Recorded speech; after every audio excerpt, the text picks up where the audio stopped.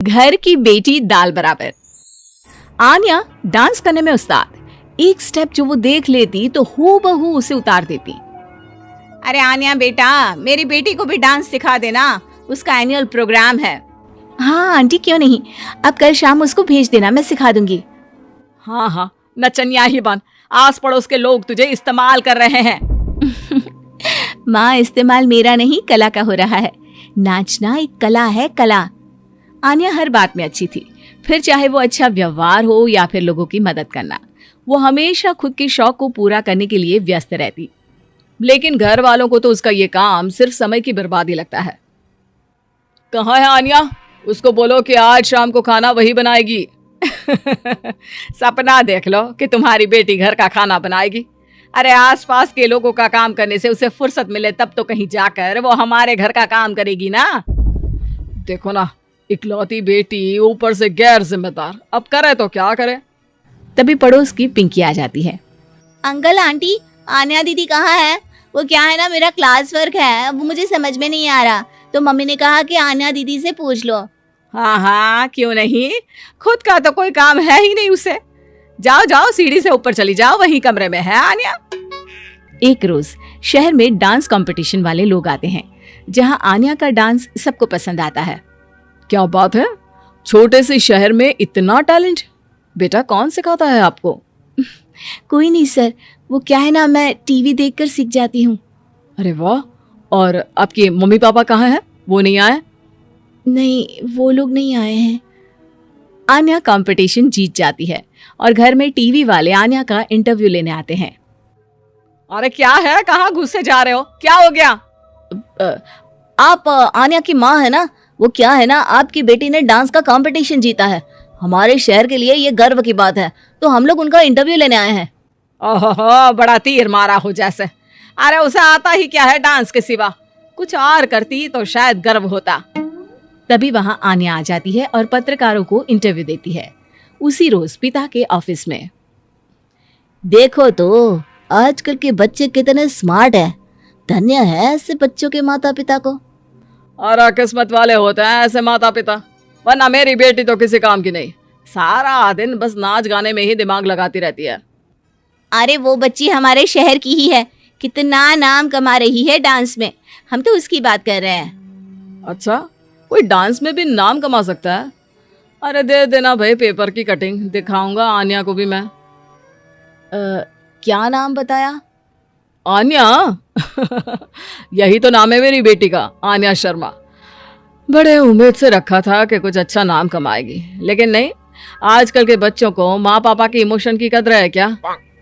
अरे ये देखिए, इस बच्ची का नाम भी आन्या शर्मा ही है, जो पूरे शहर का नाम रोशन कर रही है। पिता अखबार देखते हैं तो सामने बेटी की ही फोटो रहती है। लेकिन ये क्या, जिस फोटो को देखकर हर कोई गर्व कर रहा था, पिता को उस पे कुछ भी खास दिखाई नहीं देता।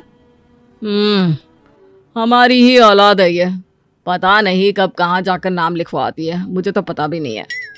अरे शर्मा जी, जरा मिलवा दीजिए ना अपनी बच्ची से, मैं अपनी बेटी को भी ऐसा ही बनाना चाहती हूँ। मेरी बेटी को कुछ टिप्स दे देगी करियर को लेकर। अच्छा, ये दिन आ गया आपकी बेटी के, ले आइए कभी भी, लेकिन बाद में अफसोस ना करिएगा।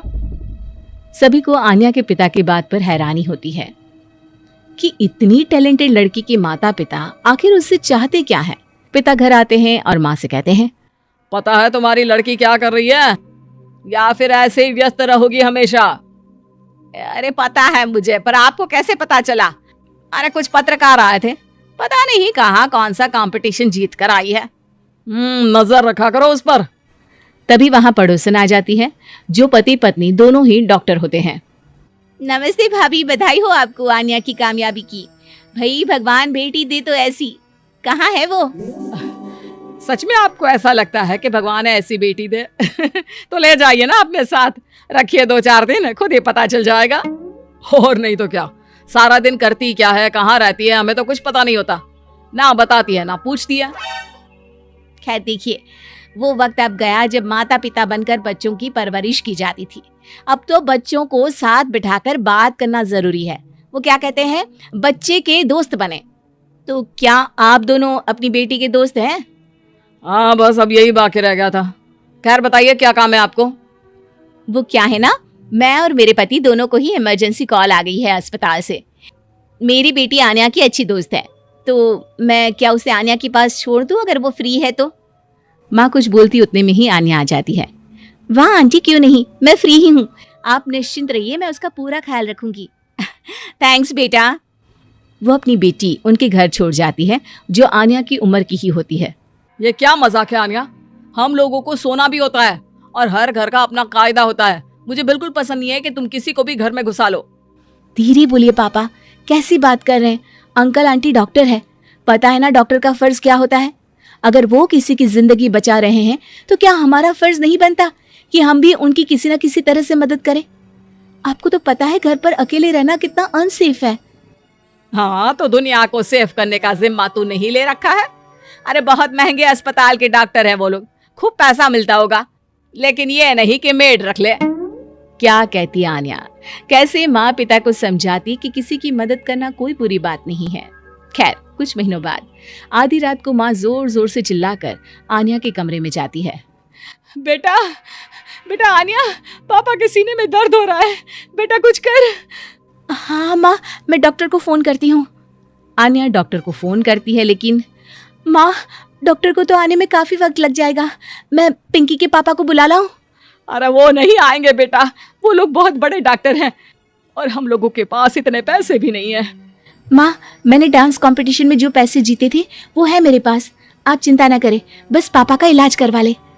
आन्या के कहने पर वो बड़े डॉक्टर ना सिर्फ आन्या के पापा का इलाज करते हैं बल्कि उन्हें ठीक करके घर भी ले आते हैं। आज मैं सिर्फ अपनी बेटी की वजह से बच गया। भगवान सबको ऐसी बेटी दे।